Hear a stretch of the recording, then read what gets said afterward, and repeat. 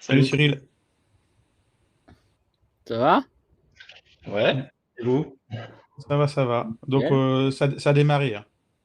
Ah, ok. Eh ben, C'est toi, c'est toi Rome qui a cliqué? Non, Ou c'est AD peut-être? salut à tous. Bonjour à toutes et à tous. T'aurais pu nous salut. prévenir AD.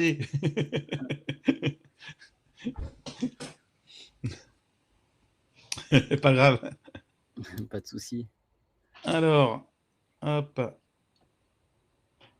Donc pour l'instant, on attend encore un petit peu. Il est 17h25, on attend 5 minutes. Ouais, 5, ouais, même un peu plus en fonction des connexions. Et on abordera donc le sujet de la visibilité du prestataire 3D. ouais, visibilité digitale, quoi. Hein, C'est l'important, ça. c'est Voilà. d'être bien visible sur les réseaux. De montrer vos valeurs, ça c'est Ouais, important. ouais.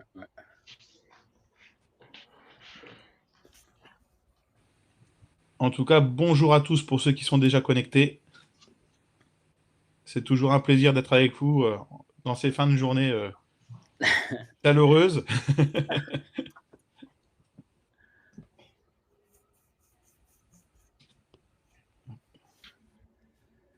Bon, on se fera un petit tour de table aussi, vite fait. Oui. Et,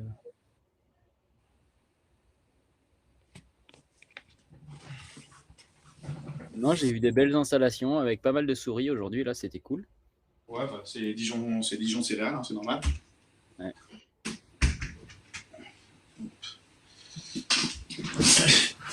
Un moulin sans souris, c'est pas un vrai moulin.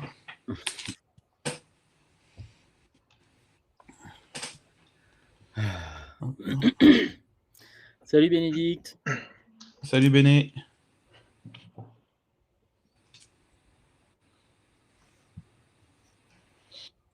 Donc ouais, l'idée c'est aussi qu'on reprenne un petit peu les webinars de début de saison. Donc bonjour à ceux qu'on n'a pas salués.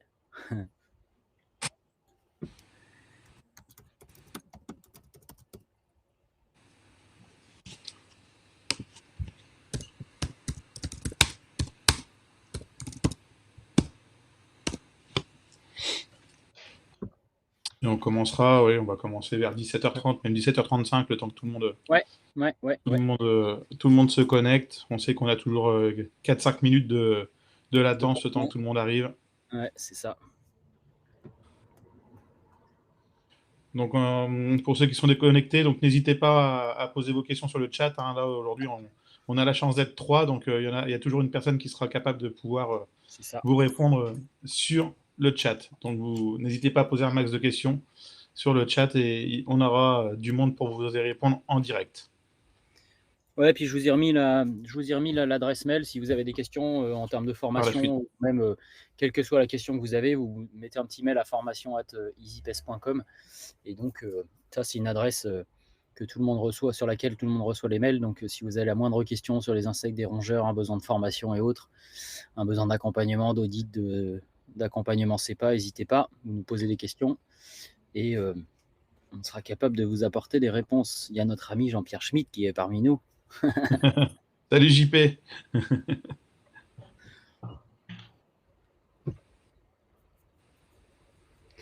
Ouais, le thème qu'on voulait traiter ce soir, effectivement, vient du fait aussi qu'on a Easy Boys. Vient du fait qu'effectivement, on a activement participé au développement d'une plateforme qui s'appelle France Dératiseur. Justement parce qu'on fait le constat que le marché en France, hein, je vous en parlerai, c'est 1600 entreprises de 3D, dont des très très grosses sociétés et beaucoup de petites sociétés. Et vous êtes sur le terrain, vous n'avez pas forcément le temps de vous occuper de votre visibilité.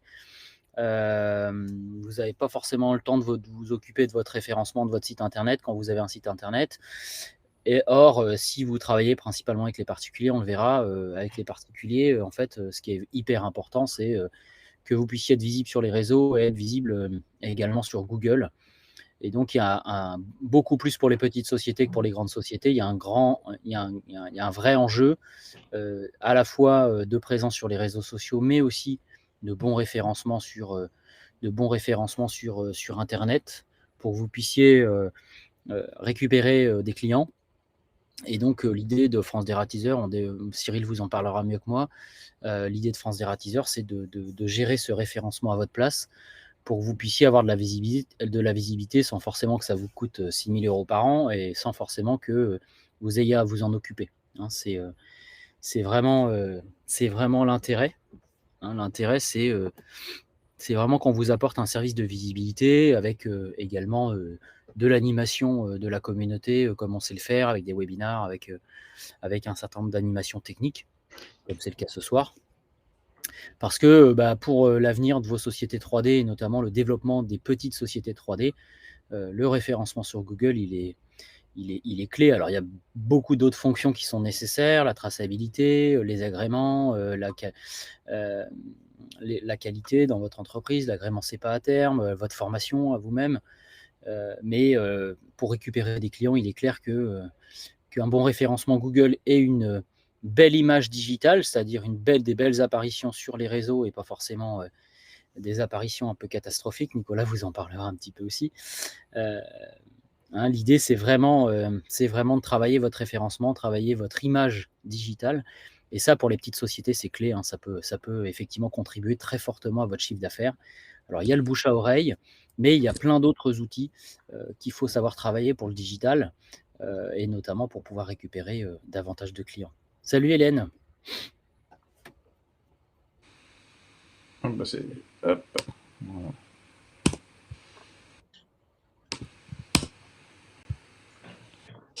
Good, Romain, ce que je te propose, c'est qu'on fasse déjà les petites présentations, vu que ça commence à arriver. Et puis, on va commencer tranquillement le webinaire. Ouais, et puis, voilà. Commence, Rom. Allez, moi, Romain Lasserre, je suis fondateur du groupe et fondateur d'Easy Group. Hein. Donc, Easy Group, c'est une entité, je dirais l'entité mère qui anime différentes activités, qui anime Easy Innovation. Easy Innovation, c'est une société qui apporte des services en innovation pour les grandes structures qui souhaitent développer des innovations dans le monde des biocides, qui dirige également EasyPest. Donc Nicolas est l'animateur principal avec Christine d'EasyPest, qui est notre centre de formation en France. On a également EasyDiag, qui est animé par Olivier Thibonnet. EasyDiag, c'est notre structure qui développe de l'audit en industrie agro-industrie pharma. Donc on voit bien aujourd'hui qu'il devient compliqué que les prestataires fassent eux-mêmes les audits, donc les industriels finaux, industrie agroalimentaire, la cosmétique, le packaging, la pharma, revendiquent aujourd'hui d'avoir des audits indépendants. Donc ça, c'est vrai que c'est un service qu'on amène de plus en plus et pour lequel on est de plus en plus sollicité. Et puis une dernière activité qui s'appelle VitaGreen, et on propose des services en partenariat avec les prestataires. On propose des services aux entreprises qui veulent s'engager dans des démarches RSE, c'est-à-dire de responsabilité sociale et environnementale. Aujourd'hui, dans les grands groupes, on trouve de plus en plus de responsables RSE, et donc au travers de la mise à disposition d'animaux pour faire du pâturage sur les surfaces enherbées qu'on va retrouver sur les sites industriels. Donc nous, on est présent dans toute la filière qu'on va appeler du pest control, depuis la mise au point des nouveaux produits et de l'innovation auprès des industriels, qui est une activité pilotée par Benoît, qui est avec nous ce soir, et puis jusqu'au client final, qu'on va accompagner par de l'expertise. Voilà, donc on a fondé le groupe il y a 10 ans, Nicolas nous a largement aidé à nous développer, et donc je te laisse la parole, Nico. Merci, Rom. Donc, Nicolas Didige, donc oui, en charge du pôle formation avec Christine, où effectivement on accompagne également les entreprises au quotidien, que ce soit sur l'accompagnement d'exploitation, sur l'accompagnement de certification, des accompagnements également un peu plus techniques.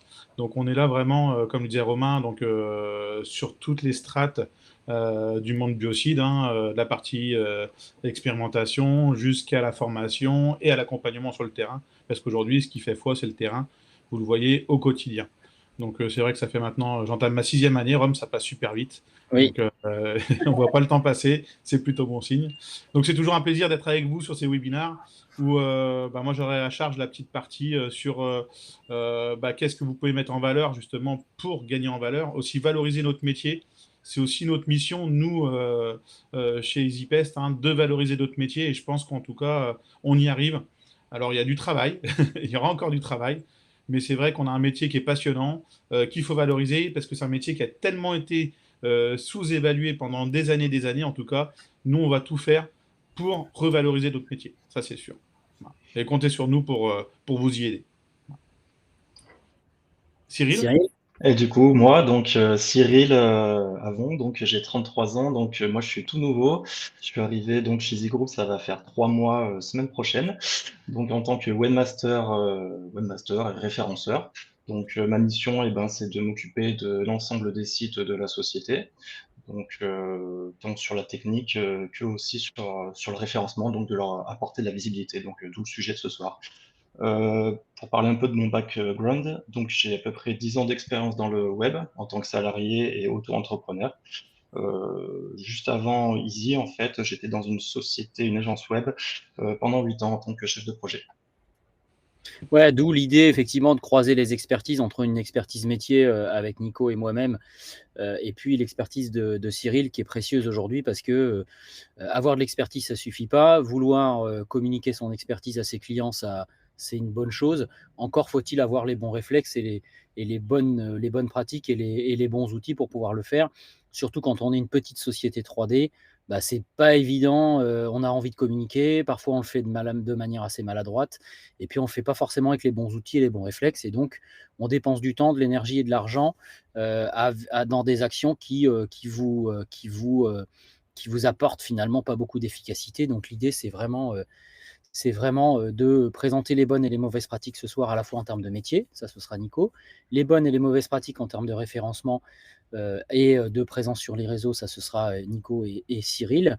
Et puis, globalement, l'outil France Dératiseur qu'on met à disposition des professionnels qui le souhaitent, avec les conditions et puis qu'est-ce qu'on souhaite faire de France Dératiseur pour vous aider justement en termes de visibilité web et vous aider à gagner en efficacité client pour pouvoir sensibiliser au mieux avec les justes messages. Voilà. On y go du coup, Nico? C'est tout bon? Ben, je te laisse la main. Nous, on va couper les caméras pour gagner en fluidité. Et voilà. Super. Bah, moi, je vais animer une petite partie pour rebrosser un petit peu le marché de la 3D. Qu'est-ce que ce marché? Les grands chiffres en Europe, les grands chiffres au niveau mondial. Et puis, et puis finalement, quels sont les différents segments d'activité client? Nicolas vous parlera des bonnes pratiques en termes de visibilité du professionnel 3D, parce qu'on est beaucoup sur les réseaux, comme vous pouvez le voir. On voit des bonnes pratiques, on voit des mauvaises pratiques, et Nico vous fera un petit point sur ce qui est bon et pas bon sur les réseaux. Parfois, il vaut mieux ne pas y être que y être de manière maladroite. Et puis Cyril vous présentera effectivement les grands enjeux du référencement web, et on finira par vous présenter l'annuaire France Dératiseur qu'on souhaite développer avec vous, et les conditions d'accès à cet annuaire, et puis qu'est-ce qu'on compte faire dans cet annuaire au cours de l'année. Voilà. Donc ce marché de la 3D, moi j'aime bien repartir de manière très large avec les grandes caractéristiques de notre monde, à savoir qu'aujourd'hui, on a une population mondiale qui ne cesse d'augmenter, et une caractéristique de ces des différents continents et des grandes métropoles, et en tout cas des grands pays, et c'est encore plus vrai en Europe, la population mondiale devient de plus en plus urbaine, puisque vous voyez à gauche que les ruraux, la population rurale a tendance à stagner, et que les urbains sont de plus en plus nombreux. Donc, ce qui signifie que la croissance de la population se fait au bénéfice plutôt des gens qui vont aller habiter en ville, avec l'agrandissement des villes, bien entendu. Et vous montrez également qu'en France, on n'est pas en reste, puisqu'aujourd'hui, on considère qu'on a à peu près 80% de la population qui vit en ville. Et donc ça a beaucoup d'impact également sur la manière dont les gens conçoivent l'interaction à l'animal, conçoivent nos métiers. On voit bien aujourd'hui qu'en France, la gestion des rongeurs, elle est remise en question, la gestion des insectes, le cirque, les delphinariums, la chasse, la boucherie, la viande, toutes ces choses-là sont des grandes tendances de société qui ont tendance à beaucoup s'urbaniser, avec des gens qui développent des tendances idéologiques qui remettent en cause l'interaction animale qu'on a eue jusqu'alors. Et ça, en fait, on a également face à nous des gens qui remettent en question, la plupart du temps, l'utilisation des produits chimiques. Alors c'est très très vrai dans le milieu agricole. Aujourd'hui, agriculteurs, pollueurs, on parle de pesticides. Et donc on a également une société qui a plutôt tendance à remettre en cause l'utilisation de la chimie, l'utilisation du plastique, pour aller vers un mode de vie rêvé qui soit beaucoup plus durable, sans chimie et autres. Et alors que l'enjeu au niveau mondial, il est clair que il est la production de biens alimentaires, la production de biens alimentaires qui doit nécessiter de la surface agricole. Donc on s'aperçoit qu'aujourd'hui, on a un effet ciseau, à l'échelle mondiale. On aura du mal à étendre la surface agricole mondiale pour pouvoir produire plus. Donc on est coincé dans une espèce d'équation qui est difficile à résoudre, qui est il faut qu'on produise plus parce que la population mondiale augmente, et donc une population mondiale qui augmente va devoir avoir accès aux denrées alimentaires, mais on n'arrive pas dans nos sociétés à produire plus parce que on est en train de se focaliser et de se focaliser sur les pesticides, sur les OGM. Or, les produits de protection des plantes, qu'on appelle les pesticides ou les OGM, sont des outils qui permettent de produire plus par unité de surface. Donc on a d'une part l'impossibilité de produire sur une plus grande surface, et d'autre part, dans nos sociétés vieillissantes, une remise en cause des outils qui permettraient de produire plus par unité de surface. Et j'ai l'habitude effectivement de dire que c'est là que notre métier prend tout son sens, parce que la seule voie salutaire dans tout ça, c'est que notre profession mette à disposition son savoir-faire pour pouvoir mieux protéger ce qu'on produit. Puisqu'on ne pourra pas produire plus, on va produire autant, mais il va falloir mieux protéger ce qu'on produit. Donc, notre action, que ce soit sur l'espace urbain ou même en industrie agroalimentaire, va consister à mieux protéger ce qu'on produit, et donc va forcément prendre de la valeur. On le voit bien qu'aujourd'hui, entre l'idéologie des gens qui n'ont pas de problème de punaises de lit chez eux et le jour où ils en ont, c'est des gens qui changent complètement d'idéologie parce que potentiellement ils découvrent la vraie vie avec ces espèces invasives. Donc dans nos sociétés, on a une interaction à l'animal qui change, on le voit bien, l'animal domestique qui prend la place d'un enfant dans la famille, qui est le troisième enfant de la famille. Et donc en fait, notre société questionne cette relation à l'animal qui change, et ça c'est vraiment très lié au développement du mode de vie urbain.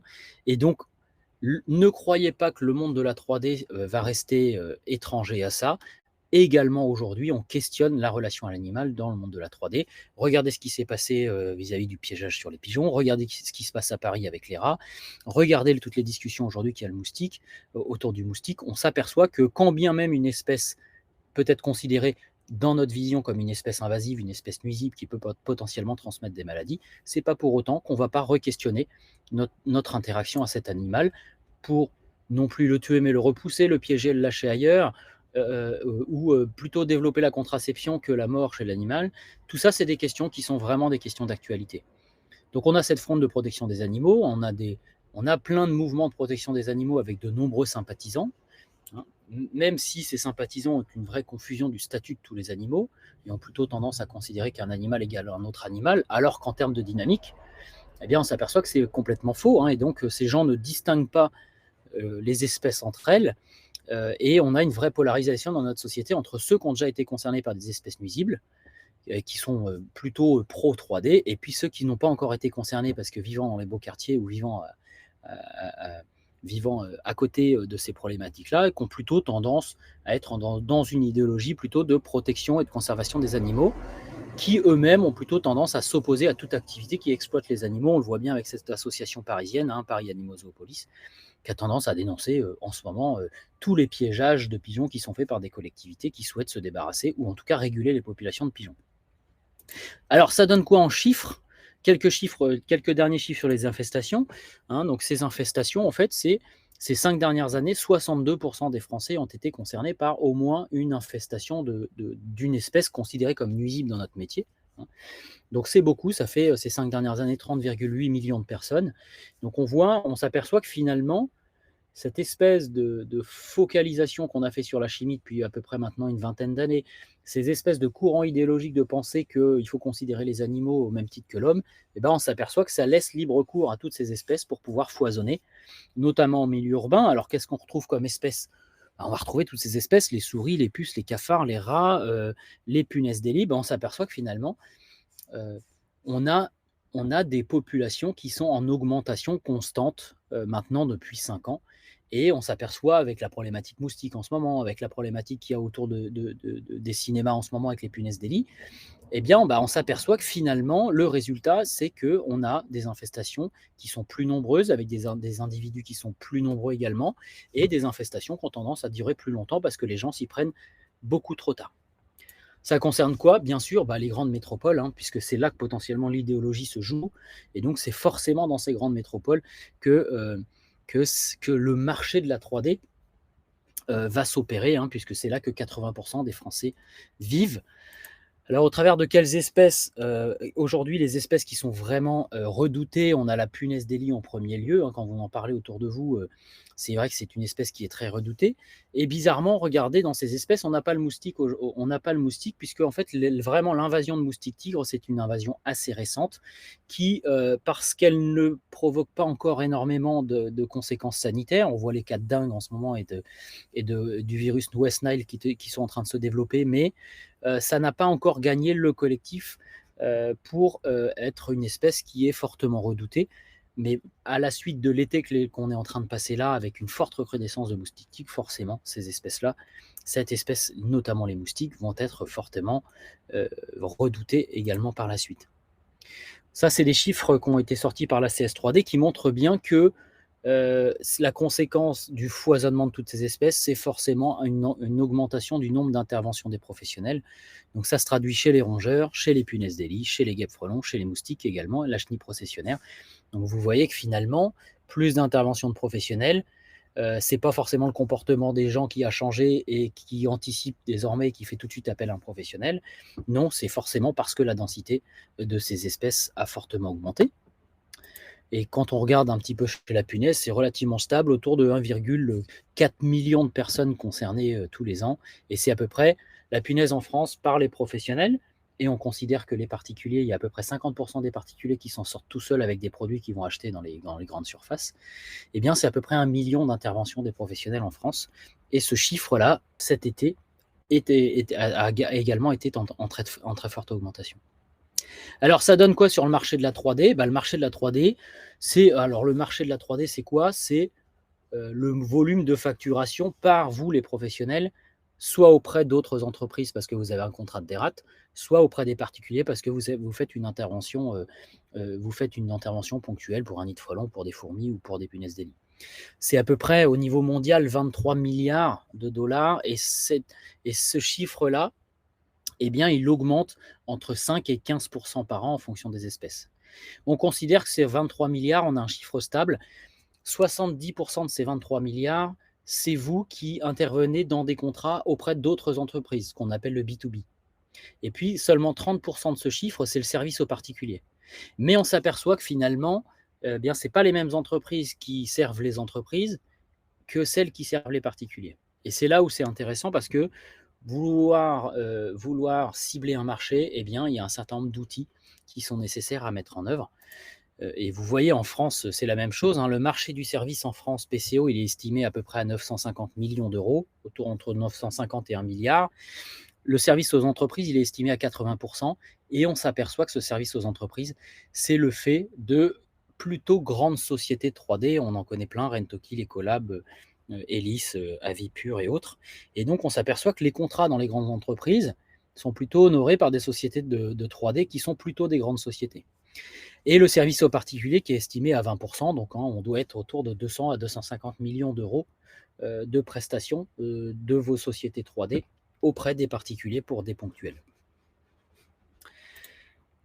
Donc, et pour en finir avec ça, en fait, le service aux entreprises qui chez nous est estimé à 80%, qu'on appelle le B2B, c'est j'ai un contrat annuel ou biannuel avec la boucherie du coin parce qu'ils avaient besoin d'un plan de prévention des risques. Et donc ça, moi, je considère que c'est du B2B. Les points essentiels pour pouvoir cibler un service aux entreprises, c'est quoi? C'est forcément le poids de la marque. Si votre société est une marque, et le fleuron en France reste Ecolab et Rentoki, et voilà, on voit qu'Anticimex progresse aussi aujourd'hui. Si votre marque elle est très connue, vous avez plus de chances d'être choisi par l'entreprise que si vous n'êtes pas connu et que vous êtes très local. Votre capacité à avoir une couverture nationale de service, ça c'est très important. Les outils de traçabilité que vous mettez en place pour que votre client final il puisse avoir l'information en même temps que vous. Le formalisme des rapports, on s'aperçoit que les rapports, et notamment l'édition des rapports et le formalisme des rapports, qui peut par ailleurs ensuite être audité en audit client, ça c'est un point important. Et donc en fonction des outils que vous allez utiliser, il est important, si vous voulez faire du service aux entreprises, il est important d'avoir un outil. Je vois que Rémi Farinet est parmi nous ce soir, et donc c'est la société Stan qui a développé ce type d'outil de traçabilité et d'aide au quotidien. Alors là, pour le coup, pas forcément pour les très grandes sociétés, mais pour toutes les sociétés, y compris les sociétés de petite taille, qui souhaitent mettre un petit peu de formalisme dans les rapports et d'automatisation des rapports. Et puis, ces contrats pour les entreprises, on est autant positionné en préventif qu'en curatif temporaire. Donc, ce qui va être important pour si on cible ce marché-là, c'est qu'on ait des commerciaux de votre entreprise qui aillent démarcher les grandes entreprises pour essayer de décrocher des contrats. Il y a également le système d'appel d'offres au niveau national, que les grandes entreprises surveillent pour pouvoir y répondre. Il est nécessaire d'avoir une couverture nationale. Et en règle générale, c'est des relations contractuelles annuelles ou pluriannuelles, jusqu'à 3 ans de contrats préventifs. Maintenant, quand on regarde le marché du service au particulier, les points essentiels, c'est quoi? La visibilité sur Internet, parce que le particulier, il va sur Internet. En règle générale, il va sur la première page, rarement sur la deuxième. Le bouche à oreille, c'est important. Votre réactivité, parce que ça, c'est un point essentiel, parce que le particulier, il va vous appeler quand il a le problème. Donc, si vous n'êtes pas dispo, il va passer chez votre confrère. Et c'est une activité qui est principalement positionnée en curatif. Donc, ce qui va être important pour cibler ce marché du particulier, c'est que le particulier, globalement, vous ne savez pas qui c'est. Et vous allez le connaître que le jour où il va avoir un problème. Donc, ça va être du référencement Google, qui est majeur, de référencement sur les plateformes référencées, et ça c'est notre cas aujourd'hui avec France Dératiseur, c'est le service qu'on souhaite développer, c'est vous mettre à disposition une plateforme dont on travaille le référencement par ailleurs. La présence sur les réseaux, elle est majeure aussi, mais pas n'importe quelle présence, ça Nico va vous l'expliquer maintenant. Soigner ses apparitions digitales, ça c'est pareil, Nicolas, on voit énormément de choses passer sur les réseaux et on se dit mince, dans ces cas-là, mettre des photos un peu bizarres, vaut mieux rien faire parce que sinon vous allez salir votre nom et salir l'image de votre société. Et puis vous allez devoir réaliser des interventions essentiellement ponctuelles et curatives avec une fidélité client qui ne sera pas forcément au rendez-vous parce que l'année d'après, ils ne s'en souviendront pas. Ou sur une autre bestiole, ils ne se souviendront pas. Ils vous ont fait intervenir pour les rats, ils feront intervenir votre confrère pour les punaises de lit. Donc il n'y a pas de mémoire du client et une forte volatilité du client. Voilà globalement un contour rapide du marché de la 3D. Du coup, Nico, je te laisse la suite. Oui, merci Ram. Donc pour ma part, je vais aborder le sujet de la communication, on va dire, du grand public, à savoir, comme vous le disait Romain, l'objectif c'est d'avoir les bons outils, les bonnes méthodes. Et comme je vous l'ai dit tout à l'heure en introduction, il ne faut pas hésiter à remettre au centre de la communication quelles sont nos valeurs et quels sont les objectifs de notre métier. Nous, on le répète très souvent, justement, pour revaloriser notre métier qui est tant passionnant quand on fait les choses bien. Et c'est vrai que, et ça, c'est un mot que vous allez souvent entendre de plus en plus. Le fait que le métier du 3D, c'est vraiment un environnement professionnel qui va être à mission. On a une mission aujourd'hui. Notre mission, ça va être de protéger l'homme, les animaux des risques sanitaires.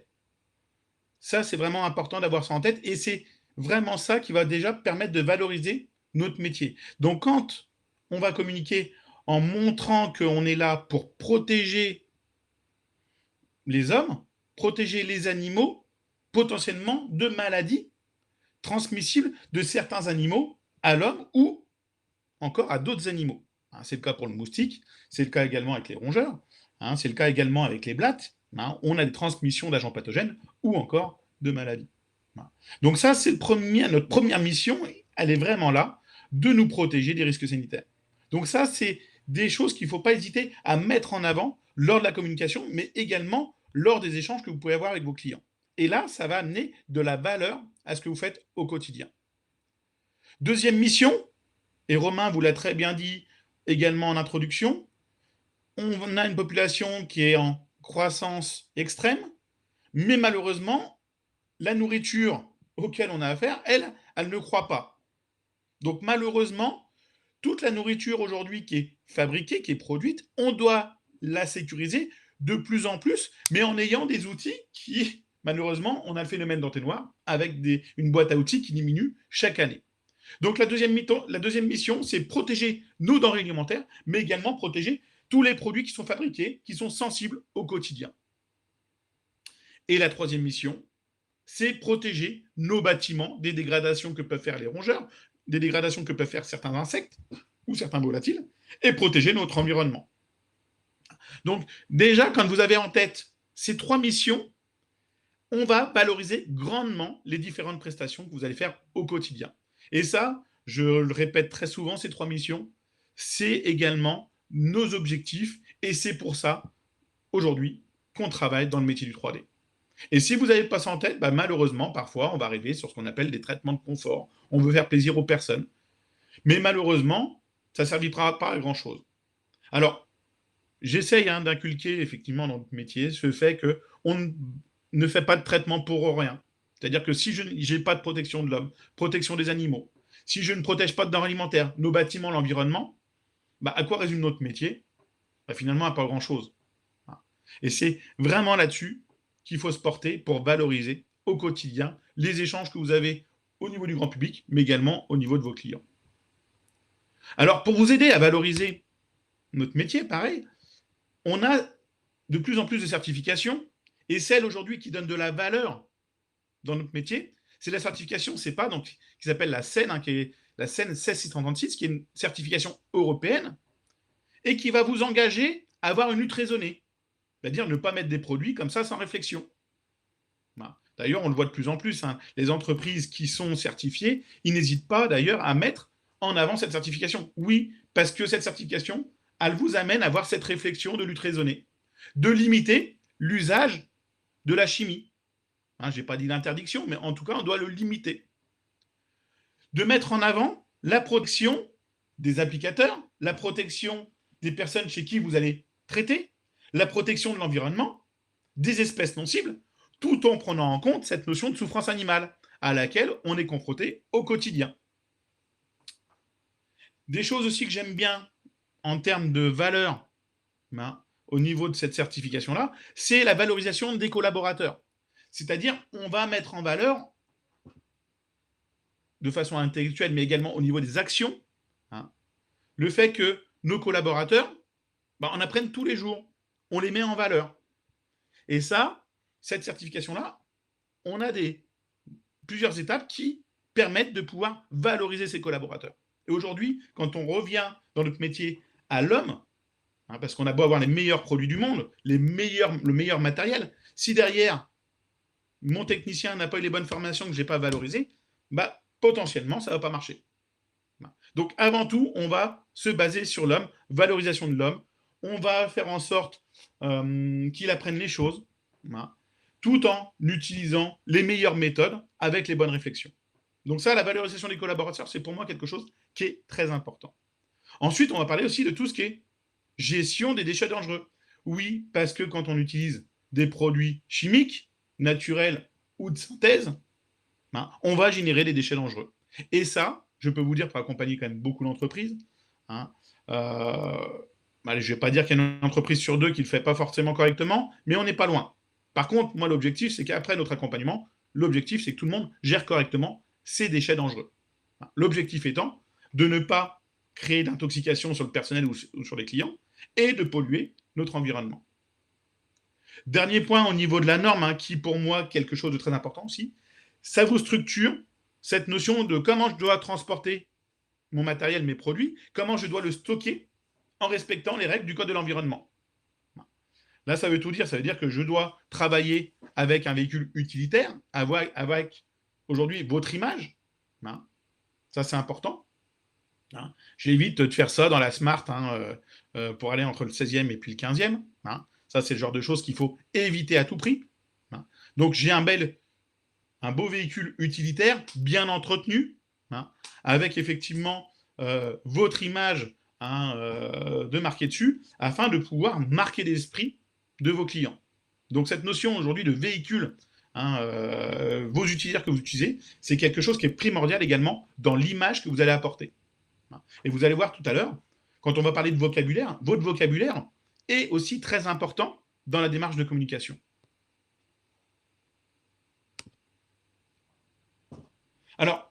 Romain a introduit également cette démarche de RSE. Hein. Alors, comment aujourd'hui mettre en avant, sans avoir un responsable RSE dans votre entreprise, hein, mais aujourd'hui, j'en suis sûr que parmi vous, beaucoup font déjà des démarches RSE, sans le savoir. Mais là, je vais vous donner 3 étapes qui va mettre en avant cette démarche. Donc, la démarche RSE, elle va être avant tout sur la limitation de notre impact sur l'environnement, en choisissant les bons véhicules, en choisissant également les bons packaging de produits, c'est-à-dire éviter d'avoir des fûts de 200 litres, des bidons de 50 litres dans tous les sens, ou même de 20 litres. Aujourd'hui, vous avez suffisamment de distributeurs qui vous font des petits packaging de 250 ml, 500 ml, 1 litre, qui va éviter, vous, d'avoir des bidons à gérer en termes de gestion de déchets, mais également sur la santé de vos collaborateurs. Le fait de porter des bidons de 10 litres tous les jours, je peux vous dire, ce n'est pas forcément très agréable. Et tout ça, ça va vous permettre de pouvoir limiter les déchets et les résidus. Ne pas hésiter aussi de mettre en avant vos actions associatives. Nous, par exemple, chez Easy, on a l'association Aidons Marina. Vous avez également une association qui est vraiment, que moi j'adore, qui est l'association Apopo. Apopo, c'est une association qui éduque une certaine espèce de rongeurs, au Cambodge par exemple, et qui font la détection d'explosifs. Donc on est sur le rongeur positif. On éduque le rongeur pour pouvoir détecter les mines antipersonnelles. Parce que si je prends un chien, le problème du chien, c'est que potentiellement, lui, son poids va déclencher la mine. Or que le rongeur, lui, ne va pas déclencher la mine par rapport à son poids. Donc l'association Apopo, c'est aussi une association qui est plutôt pas mal, mais n'hésitez pas en tout cas à mettre en avant vos actions associatives. Et je le répète, aussi une grosse étape sur le RSE, c'est la valorisation des collaborateurs et de leur bien-être. C'est-à-dire que la balance bénéfice-risque, c'est si j'ai un produit qui est très efficace mais qui m'apporte un gros risque, j'oublie. Je vais peut-être baisser un petit peu l'efficacité pour m'apporter une grosse sécurité sur mes collaborateurs et leur bien-être. Ça, c'est important. Très, très important de penser au bien-être de ses collaborateurs. Aujourd'hui, vous êtes tous dans le milieu, vous savez que c'est compliqué de recruter des personnes, mais avant de recruter des personnes, il faut savoir valoriser ses collaborateurs pour les garder. C'est votre gros challenge au quotidien. Comment je dois garder mes collaborateurs? Et bien là, vous avez pas mal de clés. Déjà le bien-être, pas de souci. Avoir les bons véhicules, et puis avoir du packaging, avoir des produits qui vont avoir un bon rapport bénéfice-risque. Si ce rapport bénéfice-risque est totalement déconnant, ben là, malheureusement, valoriser votre collaborateur avec le bien-être, on est un peu à côté de la plaque. Donc ça, bien avoir ça en tête pour que vous puissiez également valoriser vos collaborateurs et les garder. Parce qu'aujourd'hui, c'est vraiment un gros challenge pour toutes les entreprises 3D aujourd'hui. Alors, je vais vous parler des aspects positifs, en tout cas, de ce qu'il faut communiquer au grand public. Donc, n'hésitez pas à mettre en avant des méthodes qui n'ont pas d'impact sur la santé. Là, on commence à en avoir quand même pas mal. Tout ce qui est traitement thermique, par exemple, le chaud, le froid, tout ce qui est méthode avec des systèmes de piégeage, qui n'a aucun impact sur notre santé. Et généralement, ils n'ont pas d'impact également sur l'environnement. Évitez, mettre bien en avant des dispositifs des méthodes qui n'ont aucun impact sur l'environnement, donc qui va annihiler tout risque de pollution. Mettre en avant également les méthodes qui n'ont pas d'impact sur les espèces non cibles. On n'est pas en mode bazooka pour une fourmilière. Ça, c'est quelque chose que je dis souvent. On est vraiment en mode sniper. Vous avez une problématique chez un client, vous devez régler la problématique sans pour autant tuer d'autres espèces. Ça, c'est un gros challenge. Cette notion d'éviter tout impact sur les espèces non cibles. Tout comme utiliser des méthodes limitant la souffrance animale. Romain vous l'a dit tout à l'heure, avec cette notion sociétale aujourd'hui, où il faut pouvoir naviguer dans cet environnement-là, où on doit régler une problématique tout en maîtrisant cette notion de souffrance animale. Tout ça, ça va vous amener à mettre en avant votre valeur ajoutée, la réflexion, votre tête, votre personnel. Et votre personnel, si il a aujourd'hui une bonne réflexion, eh ben, il va utiliser moins de produits, il ne va pas polluer, sa santé, ça va aller, il va faire attention aux espèces non cibles, et il va réfléchir potentiellement à des systèmes d'euthanasie pour certains animaux qui soient le plus safe possible. Ça, c'est important. Bien sûr, au niveau de la communication, affichez vos succès. Affichez aussi vos clients votre tête d'affiche de votre business. Hein. Parce que parfois, sur les réseaux, celui-là, je l'affiche, ça va m'apporter potentiellement tout le réseau qui va avec. Hein. Aujourd'hui, si on en est là aussi en termes d'audit, c'est parce qu'on s'est fait notre réseau de responsabilité, de pharmaciens, de responsables des services généraux, qui font des bouche à oreille. Il faut savoir que ces personnes-là ont des petits réseaux régionaux et discutent régulièrement des problématiques qu'ils ont ensemble. Hein. Communiquer également sur les actions des salariés, sur leur quotidien. Vous pouvez le voir pour ceux qui nous connaissent, hein, quand on met quelques posts avec notre quotidien, quand on va dans la merde aussi, ça arrive hein, très souvent, mais également sur des sites qui sont plutôt intéressants, qui changent de l'ordinaire et du quotidien des personnes lambda, il faut l'afficher parce qu'aujourd'hui, on a un métier qui nous permet de pouvoir rentrer dans des locaux, rentrer dans des zones que le grand public n'a même pas soupçon que ça existe. Donc ça, le quotidien des personnes, c'est quelque chose aujourd'hui, c'est rendre notre métier plus sexy. Et dans cette même étape-là, c'est également mettre en avant les actions collectives de vos salariés dans l'entreprise. Là, on est vraiment sur la valorisation. Et ça, comme le dit Rémi, ça c'est sous-estimé. Oui, mais justement, pour valoriser notre métier, et ça c'est notre devoir au quotidien, on doit mettre tout ça en valeur parce qu'on a des métiers à valeur humaine. Hein, et si l'humain ne rentre pas en jeu, on va faire ce qui se faisait pendant 20 ans, où on va contrôler des boîtes, on ne va pas réfléchir, et puis après on va nous dire, ouais, mais il n'y a aucune réflexion, on n'a pas géré l'environnement, on n'a pas géré l'homme. Hein, et moi j'aime cette notion où on gère l'homme avant tout. Hein. Pour finir, sur ce que je voulais vous dire par rapport à cette notion de communication, on a parlé de la communication positive, et là, on va parler de ce qu'il ne faut surtout pas communiquer. Alors, c'est peut-être redondant, mais oui, mais je préfère leur dire. Déjà, on évite de régler ses comptes sur les réseaux sociaux avec de la délation. Tiens, j'ai eu un test, je l'ai pris en photo, regardez comment ils font de la merde. Ça, on évite. Montrez votre valeur ajoutée. On squeeze ce qui est en place, vous arrivez quelque part, mettez ce que vous êtes capable de mettre en avant. Voilà. Donc ça, c'est important. Donc, ok, vous avez eu ça, on retire potentiellement les logos de vos confrères et vous dites, voilà, j'aurais pu, on dénigre pas ce qui est mis en place. Par contre, vous allez dire, potentiellement, qu'est-ce qui peut être très intéressant pour éviter ces bêtises-là. Mais pas de délation, surtout pas. On a d'autres choses à faire. Et en plus, ça ne valorise pas, on va dire, vos réseaux de communication. On ne met pas en avant des méthodes dangereuses. Ça, c'est clair. Dangereuses pour votre santé. Alors, certains d'entre vous me connaissent. Je vais parler d'un produit style la carboglace. On dit que, j'ai vu sur des mecs qui mettent des pastilles de carboglace sur la langue. Bizarrement, ils font un petit coup de langue et puis ils la mettent pas dessus. À savoir que, par exemple, la carboglace, quand on regarde l'ensemble du produit, c'est un produit, effectivement, qui n'a pas d'autorisation de mise sur le marché, c'est-à-dire qui n'a pas été évalué. Et il faut savoir que les utilisateurs de carboglace au quotidien sont soumis à des limites d'exposition au niveau de l'ARS. Donc, ça, vous voyez, quand on a des produits qui sont soumis à des limites d'exposition, ça veut dire qu'à un moment donné, ce n'est pas si safe que ça. Donc, on fait attention à ne pas mettre en avant les méthodes dangereuses, c'est-à-dire, hier ou avant-hier, vous avez pu voir Romain sur les punaises de lit. Là, le reportage, on voit un mec qui balance de l'insecticide qui est royal au bar, qui met « Ah tiens, j'ai bien mouillé le matelas ». Je pense que c'est un mec qui n'a jamais eu à gérer une personne qui s'est mise sur le matelas et qui était sensible aux insecticides et qui se retrouve avec le dos brûlé, malheureusement. Donc, on fait bien attention à ne pas mettre en avant ces méthodes dangereuses, bien au contraire. Pareil, il existe aussi beaucoup de méthodes, si ce n'est pas fait dans les règles de l'art, qui vont devenir dangereuses pour l'environnement et polluer notre environnement.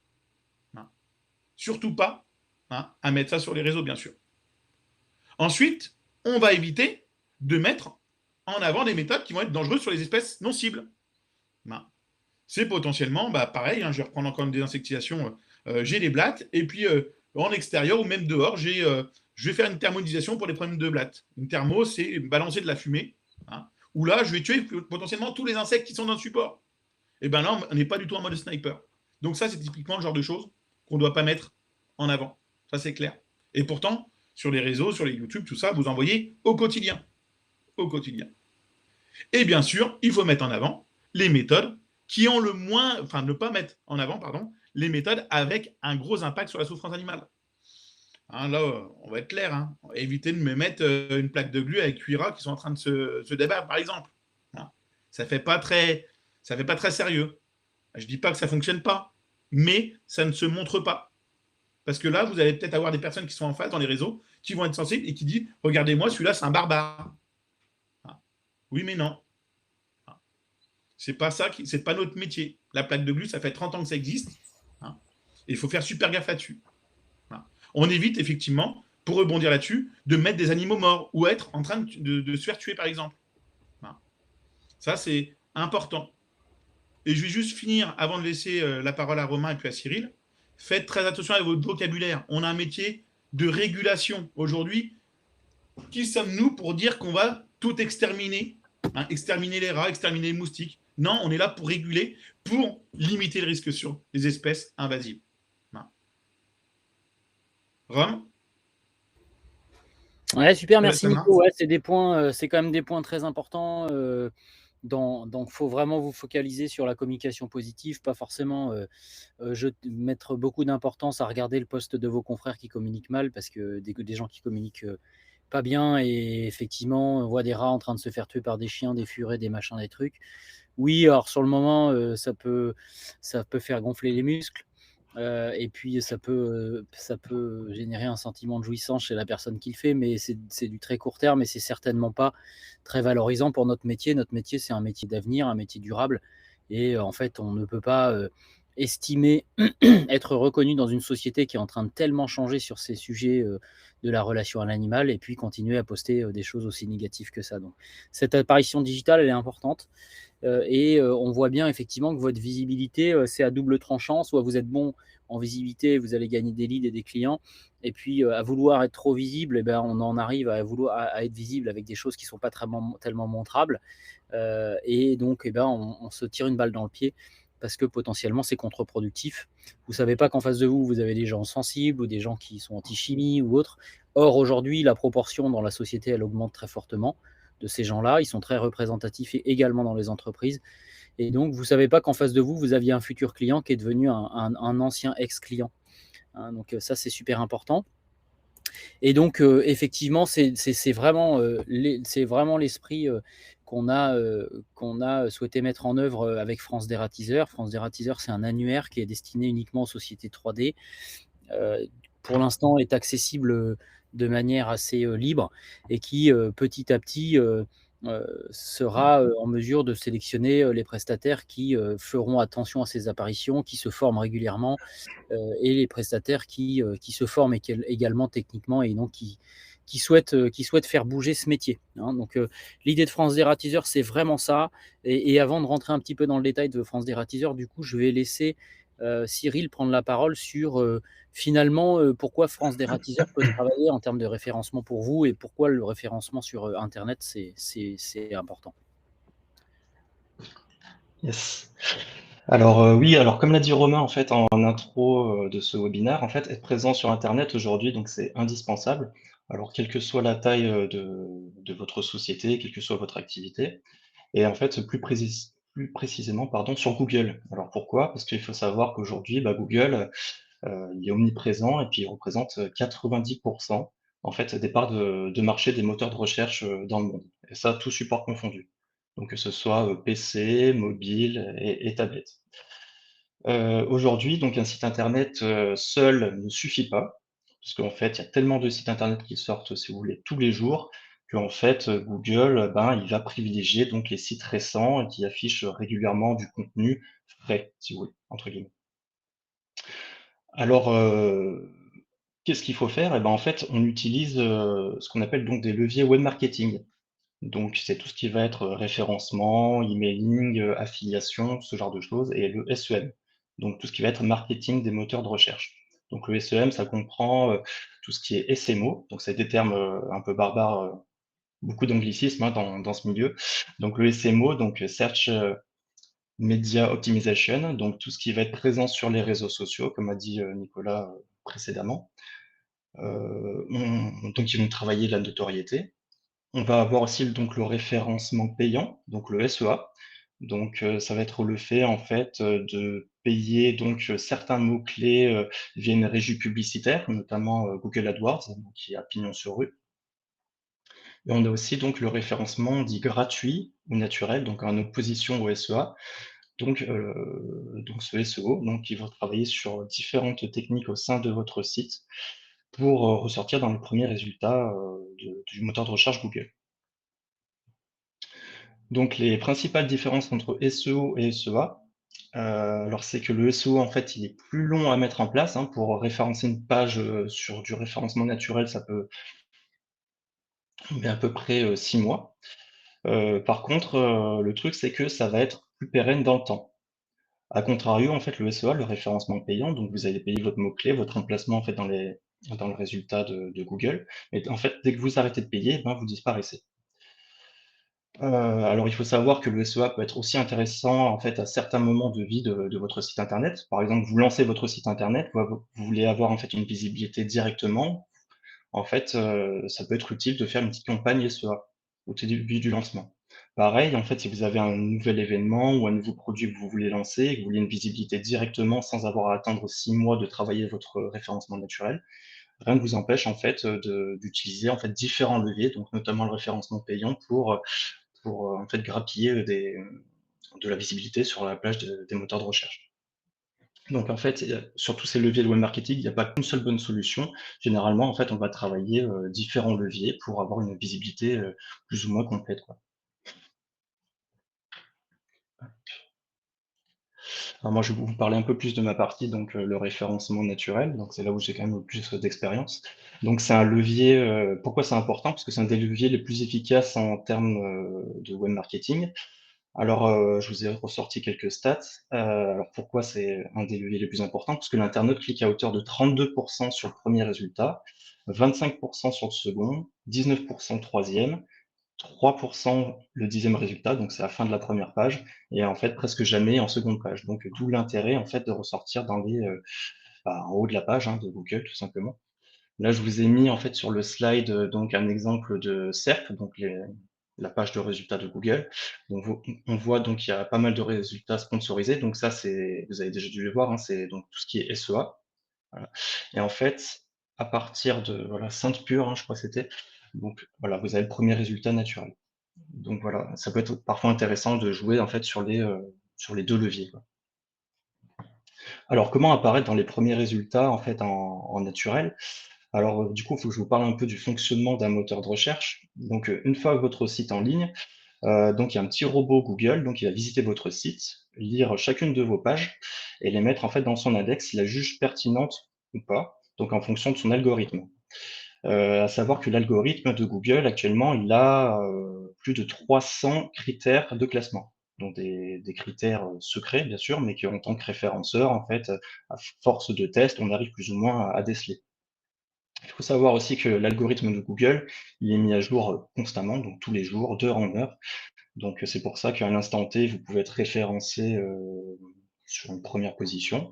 Et puis à la fin de la journée, eh ben, vous pouvez avoir perdu 3, 4, 5 positions. Donc en fait, c'est vraiment un combat constant, plus ou moins contre l'algorithme de Google qui fait que changer et contre vos concurrents qui travaillent eux aussi leur référencement. Et donc, le travail du SEO, donc, ça va être d'optimiser constamment en fait ces pages sur le site internet pour qu'elles ressortent dans les premiers résultats. Donc, il s'appuie en fait sur 3 piliers. Donc, c'est tout ce qui va être technique, donc la vitesse de son site internet, la compatibilité mobile, puisqu'en fait, actuellement, en fait, depuis quelques années, la recherche mobile a dépassé la recherche sur PC, d'où l'importance d'avoir un site rapide sur mobile et qui soit adapté en fait aux écrans complètement responsives.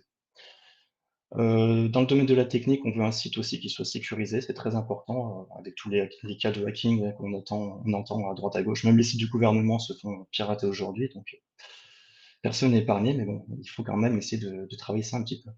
Google va bonifier, par exemple, si vous avez un site en HTTPS, donc une sécurité supplémentaire. Le référenceur donc va travailler aussi sur le contenu, puisqu'on a vu qu'en fait un site qui n'a pas régulièrement du contenu, eh ben, il va en gros mourir aux yeux de Google. En fait, le robot va passer moins souvent s'il voit que les pages ne bougent pas. Donc d'où l'intérêt d'avoir régulièrement, par exemple, des actualités, de mettre régulièrement, je sais pas, des vidéos, des articles. ce genre de choses, hein. Voilà. Et puis aussi, donc, dernièrement, donc, de proposer, enfin, de travailler la notoriété, donc de faire des liens, on appelle ça des backlinks dans le jargon, des liens depuis des sites externes qui vont faire des liens vers votre site. Il va y avoir une notion de notoriété. Il faut savoir qu'en fait, que chaque site internet a un score de référencement aux yeux de Google. Et en fait, si un site qui a un très bon score vous fait un lien vers votre site, il faut imaginer un espèce de fluide invisible à travers ce lien. Et en fait, le site avec un très bon référencement, va envoyer une partie de sa puissance de référencement à votre site. Voilà. Donc en fait, comme le web, c'est une sorte de toile, en fait, si vous voulez. Donc voilà, c'est 3 piliers du référencement à travailler.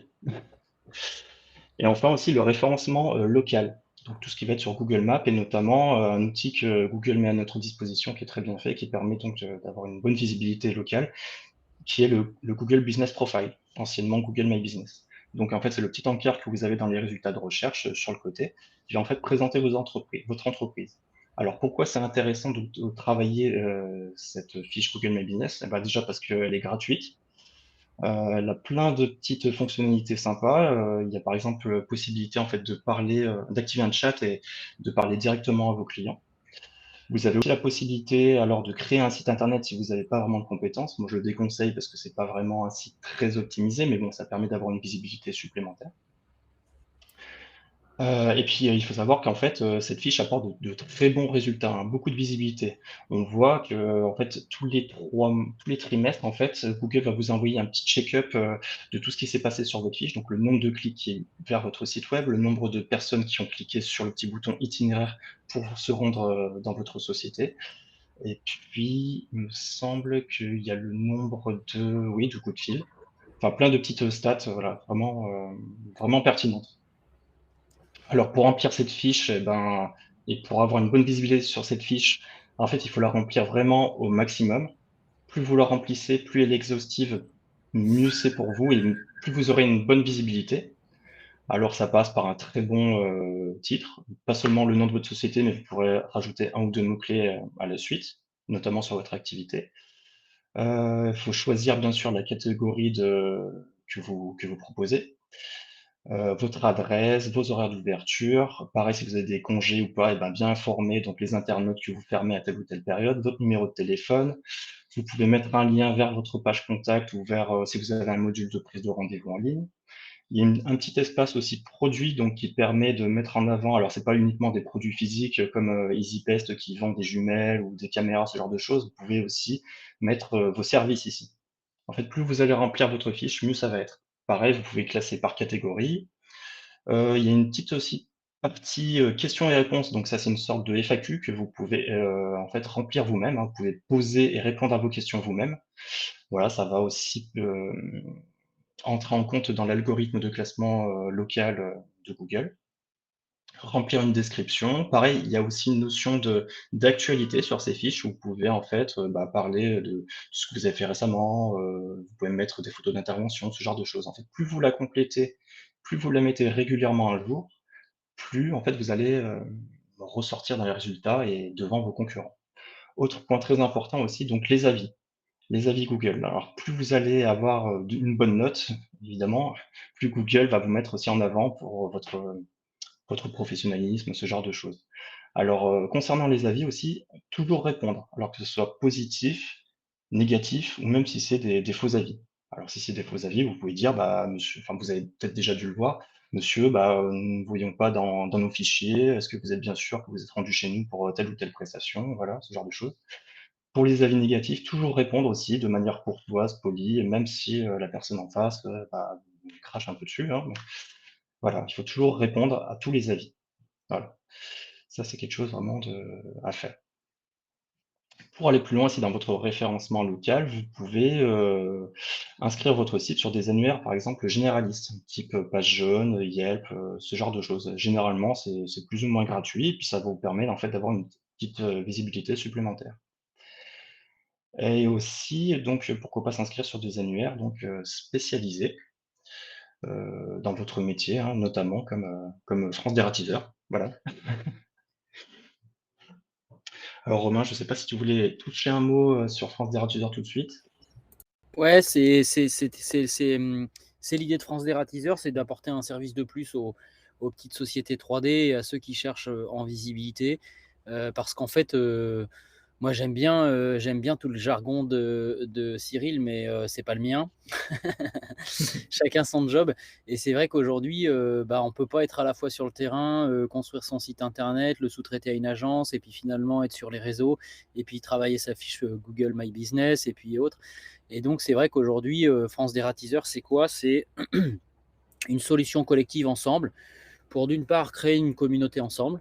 Et donc, l'idée, c'est de mettre à disposition cet outil de toutes les sociétés 3D qui souhaitent qu'on travaille pour eux le référencement, puisque c'est Cyril, effectivement, qui travaille le référencement, de France Dératiseur.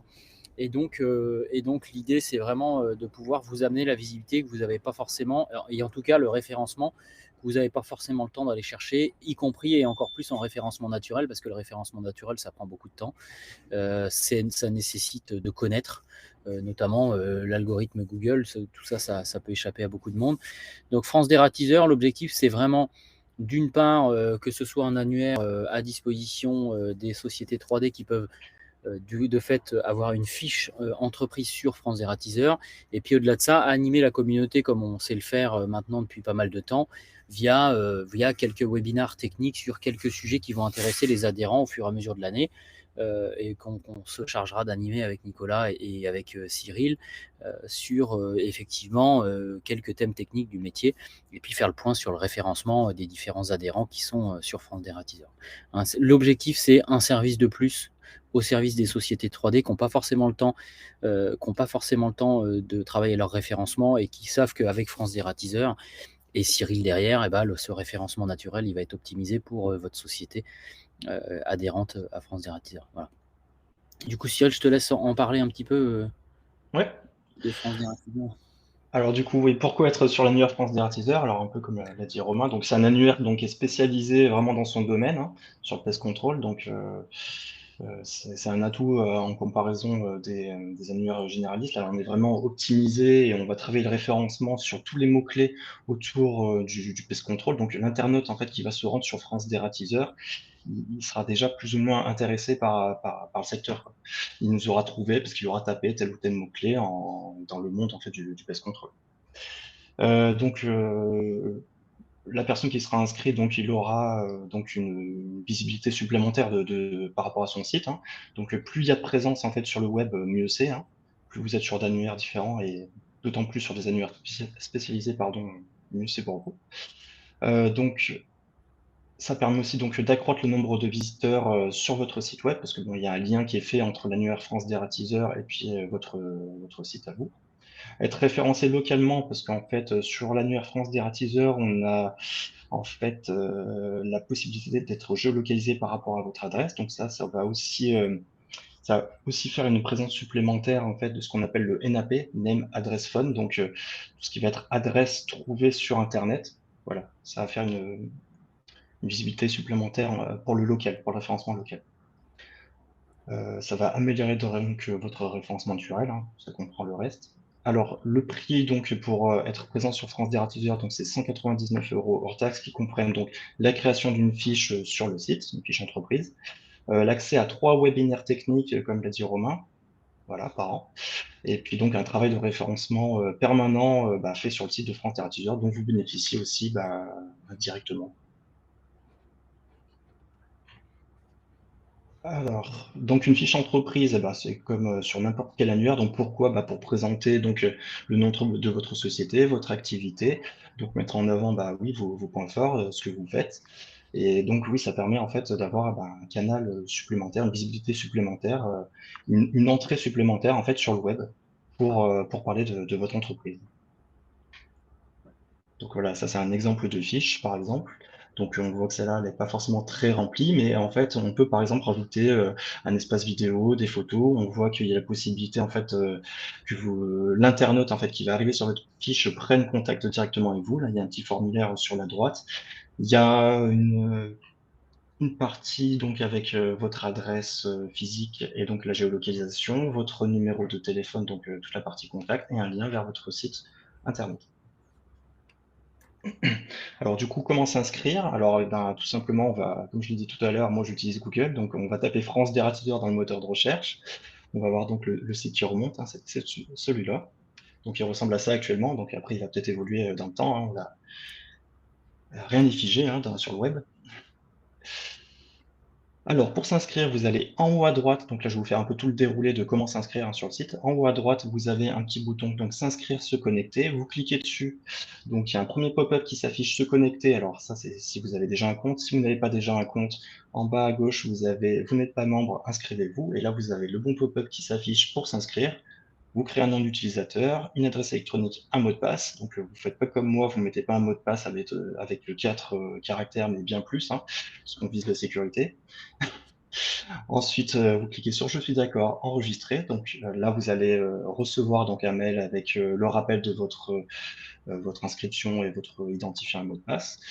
Une fois que vous êtes donc inscrit, vous allez voir qu'en haut à droite, donc, il y a une petite partie qui a changé. Donc, vous allez avoir le nom que vous avez renseigné, votre nom d'utilisateur, plus un bouton «Ajouter un établissement». Donc, c'est à partir de là, donc en cliquant sur ajouter un établissement, que vous allez pouvoir donc choisir votre plan. Donc là, pour l'instant, c'est un plan unique annuel, donc qui comprend tout ce qu'on a vu tout à l'heure, hein, qui sera peut-être amené à évoluer lui aussi. On verra par la suite. Vous cliquez donc sur choisir ce plan. Et là, donc, vous allez pouvoir éditer votre établissement. Donc, tout ce qu'on a vu tout à l'heure sur la fiche, donc remplir vraiment, là aussi, le but du jeu, en fait, c'est de remplir le maximum de choses possibles. Plus vous allez mettre du contenu, en fait, dans votre fiche, plus Google va bonifier, en fait, cette page. C'est comme du référencement naturel, en fait, que vous appliquez, mais sauf à l'annuaire. Donc, vous remplissez bien votre fiche. Vous pouvez mettre même des vidéos, hein, parce que Google adore, enfin, il aime bien le texte, mais il aime aussi les vidéos, il aime les images, il aime, en fait, voilà. Plus il y en a, mieux c'est, pour faire court.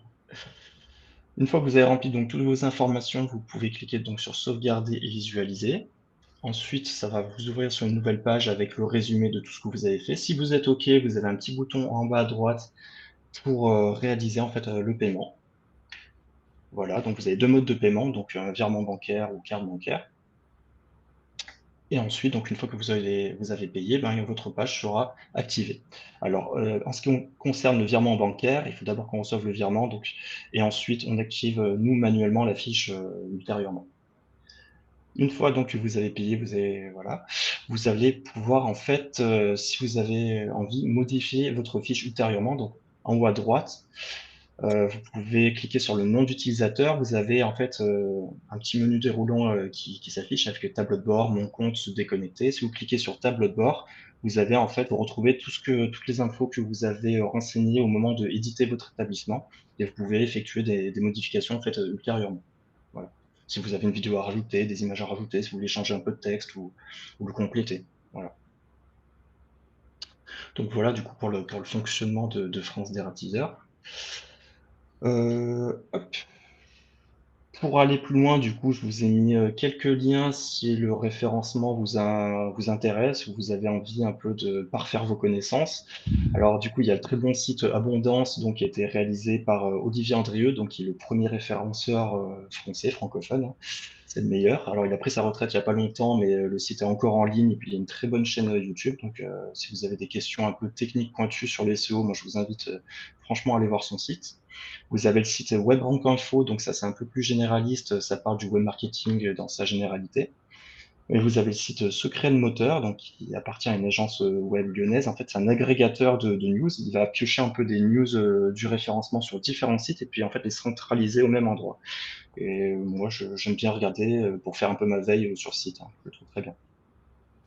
En termes de support pour le site France Dératiseur, donc si vous avez des soucis, il me semble qu'il y a un formulaire de contact directement sur le site. Sinon, je vous laisse aussi mes coordonnées, donc mon adresse mail. Donc, je suis dispo si vous avez un souci lors de l'inscription pour éditer votre fiche, pour le paiement ou quoi que ce soit, je serai à votre dispo.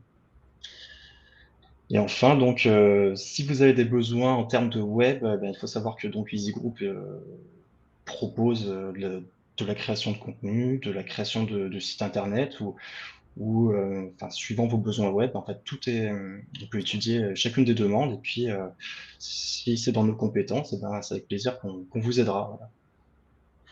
Super, merci Cyril, c'est super clair. Et puis l'idée, c'est effectivement qu'on se crée cette communauté. On ajoutera également probablement une petite page pour que les adhérents puissent aussi discuter entre eux et puis retrouver par exemple les podcasts, en tout cas les replays des webinars qui vous seront dédiés. On aura des webinars dédiés uniquement à France Dératiseur que vous ne retrouverez pas par ailleurs et qu'on ne fera pas en public, sur des sujets sur lesquels on vous questionnera, on questionnera les adhérents sur les sujets qu'ils veulent voir traités. Ça peut être des sujets techniques, ça peut être des sujets informatiques, digitaux avec Cyril. Ça peut être également, on aimerait bien avoir un webinaire sur le CEPA, un webinaire sur des choses qui peuvent vous intéresser en tant qu'adhérent. Et petit à petit, on va communiquer de plus en plus vers nos adhérents et communiquer plus d'informations généralistes au grand public, quoi. Voilà, c'est un peu l'idée de cet outil qu'on veut vous mettre à dispo. Est-ce que vous avez des questions? Non, on a été hyper clair, je trouve. Surtout Nico. Comme d'hab. Je sais, je parle un peu trop avec mes mains, mais c'est comme ça. Ouais, t'es un peu un gars du site, toi. Ouais, je suis de la Champagne. Ouais, et puis voilà, n'hésitez pas à nous communiquer les sujets que vous voudriez voir traités. Donc le prochain webinar, ce sera un webinar dédié uniquement aux adhérents qu'on programmera. On vous enverra les dates à l'avance. L'intérêt, ce serait qu'on puisse définir les thèmes ensemble. Et puis, challengez-nous sur les thèmes. Et puis, de toute façon, on ira mobiliser la ressource pour pouvoir vous faire un webinar de qualité. C'est un petit peu l'objectif. Enfin, Nicolas bossera. Il y a David qui nous demande, comme d'hab, ce webinaire-là, il sera mis sur la chaîne YouTube? Celui-ci, je pense que oui. Et ce sera, ouais. Alors, les futurs webinars, on traitera des thèmes d'information plutôt générales pour toute la communauté 3D. L'idée qu'on a, c'est quand même de monter une communauté France Dératiseur entre nous pour vraiment animer techniquement des adhérents et des gens qui sont dans une dynamique d'aller se former, de vouloir voir le métier changer, de travailler leur référencement, de nous faire confiance. L'idée, c'est vraiment, une fois de plus, de créer la communauté. Les entraîne. Dommage, Nico était en contre-jour. Bon, de toute façon, il est moche, donc c'est pas grave. Oh, c'est la beauté de mon âme. J'ai la beauté intérieure. C'est ça.